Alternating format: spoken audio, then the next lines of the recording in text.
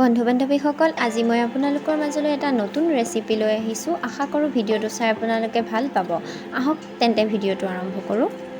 এয়া মই এখন থালত লৈছোঁ এটা ভোট জলকীয়া, পিঁয়াজ, আলু, 3টা ভাত কেৰেলা আৰু বাতিটোত লৈছোঁ মই অলপমান বেচন।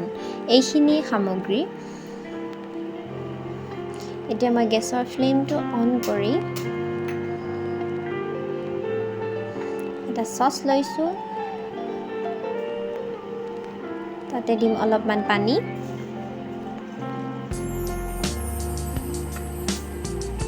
এতিয়া ভাত কেৰেলাখিনি মই দুফাল কৰি কাটি ল'ম। ভাত কেৰেলাৰ যিবোৰ শুং থাকে সেইবোৰ হয়তো আপোনালোকে কাটি লয়, মই কিন্তু কাটি লোৱা নাই।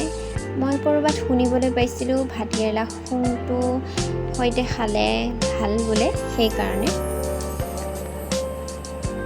এয়া মোৰ কাটি লোৱা হৈ গ'ল।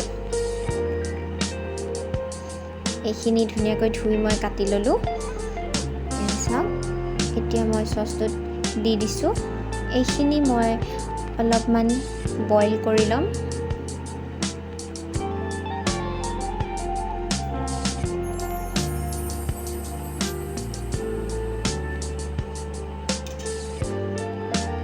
এতিয়া মই ঢাকি দিছোঁ।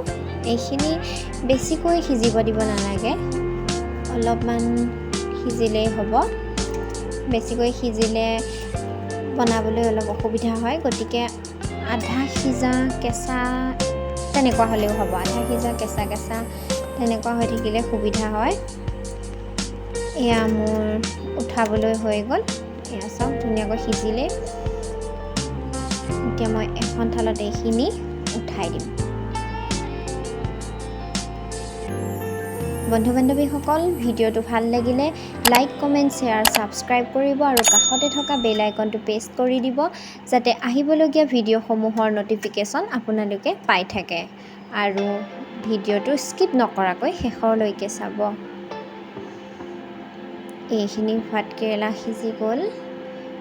এতিয়া মই ইয়াৰ মাজৰ গুটিবোৰ আঁতৰাই ল'ম।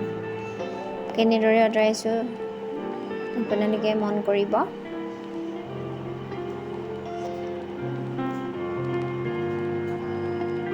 এনেকৈ গুচাই লওঁতে অলপ অসুবিধা হৈছে চুৰিখনে, গতিকে মই হাতেৰে গুচাই ল'ম। এয়া এনেদৰে গুচাই ল'ব। এয়া মোৰ গোটেইখিনি গুচাই হৈ গ'ল আৰু মই গুটিবোৰ এয়া চাওক, গুটিবোৰ বেলেগকৈ মই ৰাখি দিলোঁ। এইখিনি বইল কৰি লোৱা আলুখিনি মই এতিয়া ইয়াতে কাটি দিম সৰু সৰুকৈ।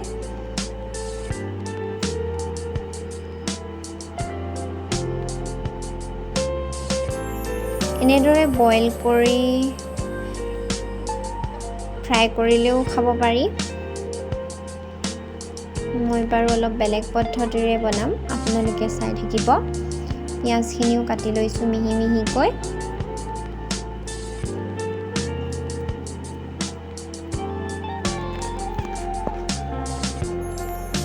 এয়া চাওক, হৈ গ'ল কাটি লোৱা। আকৌ এবাৰ গেছৰ ফ্লেমটো অন কৰি কেৰাহীটো কাটি লৈছোঁ। ইয়াত দিলোঁ মই অলপমান মিঠাতেল। মিঠাতেলৰ সলনি আপোনালোকে ৰিফাইন তেলো ব্যৱহাৰ কৰিব পাৰে। ইয়াত মই পিঁয়াজখিনি দি দিলোঁ। ইয়াতে মই দি দিলোঁ কাটি লোৱা ভাত কেৰেলা গুটিখিনি, আলু ধুনীয়াকৈ এতিয়া মিক্স কৰি ভাজি ল'ম।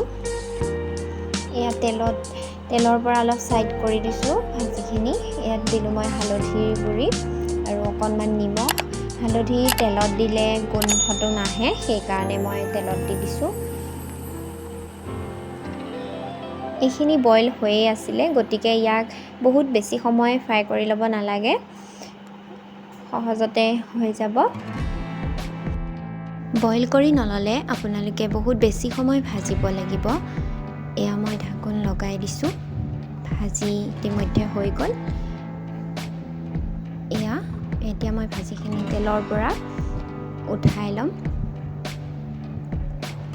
বেছি বাচন মই লেটিওৱা নাই, একেখন থালতেই সকলোখিনি লৈ লৈছোঁ। এয়া চাওক, ভাজিখিনি হৈ গ'ল।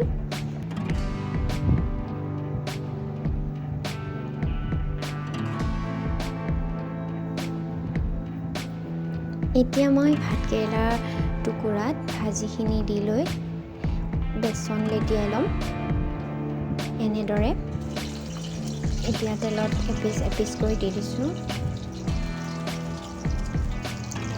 এনেদৰে ভাতকেৰেলা ফ্ৰাই কৰিলে ইয়াৰ ভাতকেৰেলাৰ যিটো গোন্ধ, সেই গোন্ধটো নাহে। আপোনালোকে এনেদৰে ফ্ৰাই কৰি আলহী আহিলেও দিব পাৰে ভাতৰ লগত। ইয়াৰ জুতিটো খুব ধুনীয়া হয়। এতিয়া চাওক মই কেনেদৰে লগাই লৈছোঁ বেচনবোৰ। এতিয়া চাওক মই ইয়াক লুটিয়াই দিম। ইমান ধুনীয়াকৈ লুটিয়াব পৰা গৈছে, তলত লাগিও ধৰা নাই, সহজতে হৈ গৈছে। ৰেচিপিটো বৰ বিশেষ কঠিন নহয়, আপোনালোকেও এনেকৈ বনাবলৈ ট্ৰাই কৰিব। কেৰাহীত অকণমানো বেচন লাগি নধৰে, ধুনীয়াকৈ উঠি গৈছে কেৰাহীৰ পৰা।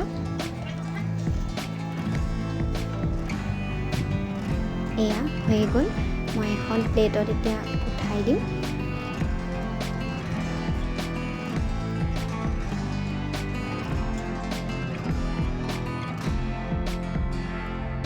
বন্ধু বান্ধৱীসকল, ভিডিঅ'টো শেষলৈকে চোৱাৰ বাবে বহুত বহুত ধন্যবাদ।